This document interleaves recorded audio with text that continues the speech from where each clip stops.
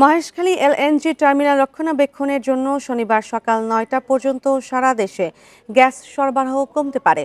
মঙ্গলবার এক সংবাদ বিজ্ঞপ্তিতে এ তথ্য জানিয়েছে পেট্রোবাংলা। বুধবার সকাল ৯টা থেকে শুরু হবে এই কাজ। এতে মহেশখালী টার্মিনাল থেকে এলএনজি সরবরাহ বন্ধ থাকবে। এ সময় সামিটের টার্মিনাল দিয়ে দিনে ৫৭০ থেকে ৫৮০ মিলিয়ন ঘনফুট গ্যাস সরবরাহ অব্যাহত থাকবে।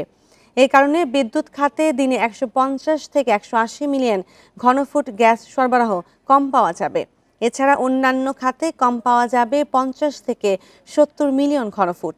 এতে দেশের কোনো কোনো এলাকায় গ্যাসের চাম কম থাকবে বলেও জানিয়েছে পেট্রোবাংলা।